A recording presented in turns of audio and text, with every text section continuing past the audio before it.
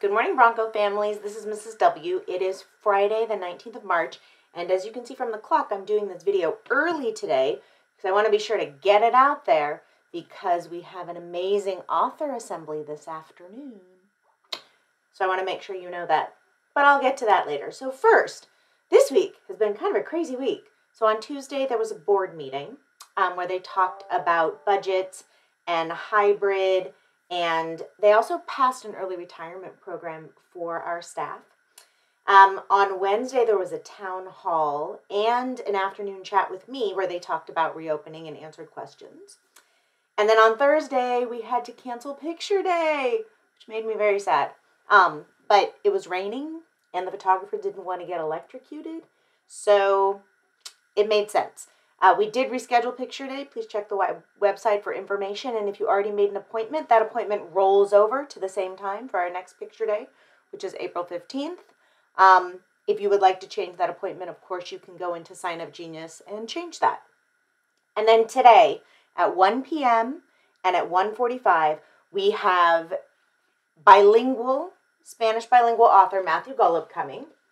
He wrote a lot of books, but here are two of them. And he's going to do a presentation for our kids. So the assembly at 1 o'clock is for TK through 2nd graders, and the assembly at 1:45 is for 3rd, 4th, and 5th graders. Links have been sent out in my emails. There's a flyer on the website, and teachers should have also sent out links. Next week is also very exciting. Oh, this week, survey. Please, families, if you have not filled out the survey, please be sure to fill out the family survey as soon as possible. That data, I'm able to get that data so I can see exactly what the requests are at Bay, by classroom even, and by teacher. So that's really helpful when it comes to planning. So please, please, please, if you haven't filled out the survey, please do that for us. We need that data for reopening.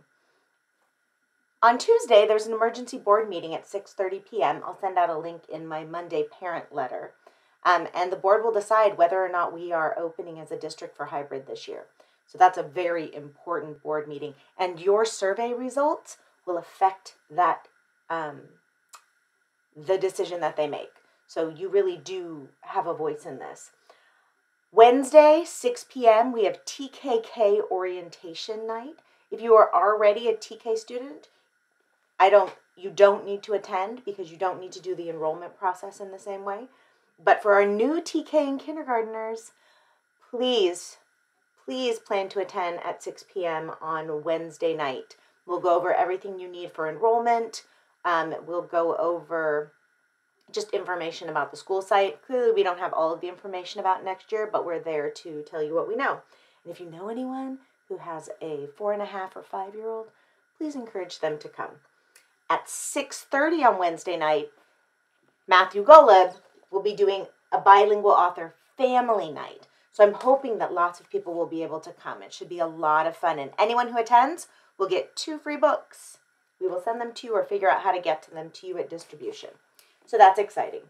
And then on Friday, we return to regular grade level assemblies. So I know there are a lot of questions and concerns about whether or not we're reopening for hybrid, what distance learning is going to look like. And for everyone who's attended my meetings, you know that I don't have all the answers. But what I do want to assure you is that I'm planning. I'm planning for either scenario. When it comes to reopening our schools, we're looking at what classrooms need to look like, safety procedures, drop-off, pickup locations, lineup. I've got maps. I've met with the maintenance team about safety procedures. I'm making slideshows and handbooks and all sorts of things. So please know that there are about 65,000 things going on behind the scenes right now. And once we have the information about what it'll look like for the rest of this school year, we will continue to plan. So this was a long video message, and it's going to be longer with the book, but I wanted to make sure that I gave you that information. As always, if you have any questions, please reach out. I get emails from families every day, and I respond to every single one of them. So let me know what you need to know, and I will share the information I have. So now to finish, this is part 2 of the book Rosa by Nikki Giovanni. If you didn't watch last week's video and see part 1, you should probably go back and watch that first because it may be a little confusing. So Rosa by Nikki Giovanni. This is part 2.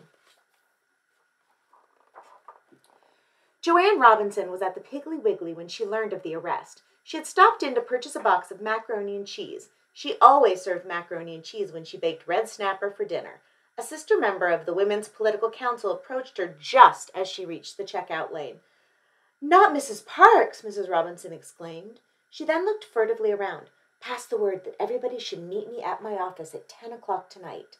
Mrs. Robinson was also Dr. Robinson, a professor at Alabama State, the college designated for colored people, and she was the newly elected president of the Women's Political Council. She rushed home to put dinner on the table, cleaned up the kitchen, and put the kids to bed. She kissed her husband goodbye and hurried to the college. It was dark when they finally gathered. Do you remember that Rosa Parks was on the bus and she was just arrested because she wouldn't give up her seat? The 25 women first held hands in prayer in hopes that they were doing the right thing. After all, they were going to use the stencil maker, printer, and paper of Alabama State without permission. If they were caught at the college, they all could be arrested for trespassing. But they were working to undermine a vicious law. They decided they would stand under the umbrella of courage Rosa Parks had offered, keeping off the reins of fear and self-disgust. The women quickly formed groups to carry out each task. Making the stencils was the most difficult because the machine keys had to be struck very hard so that the letters would be clearly readable. If a mistake was made, the whole page had to be thrown out. It took a lot of concentration. The posters read, "No riders today. Support Mrs. Parks. Stay off the buses. Walk on Monday." The women made enough posters for almost every citizen of color in Montgomery.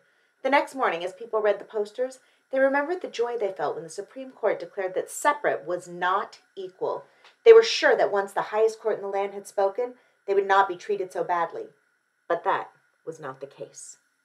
Soon after the ruling, Emmett Till, a 14-year-old boy in Money, Mississippi, was viciously lynched. At his funeral, more than 100,000 people mourned with his mother. She left his casket open, saying, "I want the world to see what they did to my boy." Now only weeks after his killers were freed, Rosa Parks had taken a courageous stand. The people were ready to stand with her. They came together in a great mass meeting, the Women's Political Council, the NAACP, and all the churches. They needed someone to speak for them, to give voice to the injustice. Everyone agreed that the Reverend Martin Luther King Jr. would be ideal. "We will stay off the buses," Dr. King intoned. "We will walk until justice runs down like water and righteousness like a mighty stream."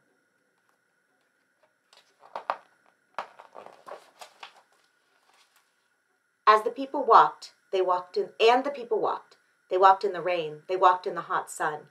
They walked in the early in the morning. They walked late at night. They walked at Christmas, and they walked at Easter. They walked on the 4th of July. They walked on Labor Day.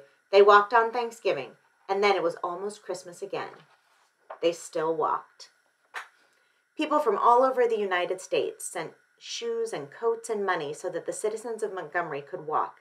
Everyone was proud of their nonviolent movement, and the soul force that bound the community together would sustain many marchers for the years of struggle that were yet to come. I can't show you the whole thing.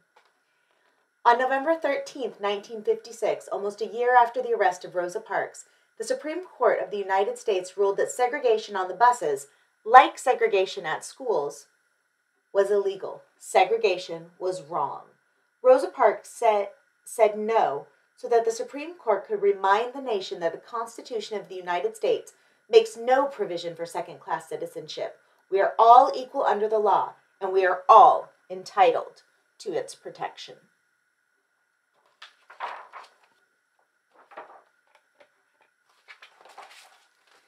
The integrity, the dignity, the quiet strength of Rosa Parks turned her no into a yes for change.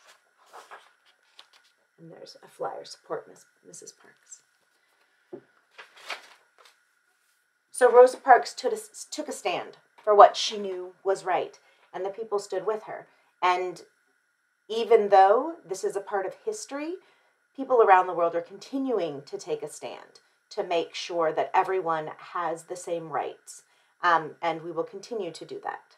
So Broncos, I hope that you have a wonderful weekend. I miss you and I love you. And remember, Come to the assembly today, TK through second grade at 1, third through fifth grade at 1:45. Today and every day, it's great to be a Bronco. Take care, my Broncos.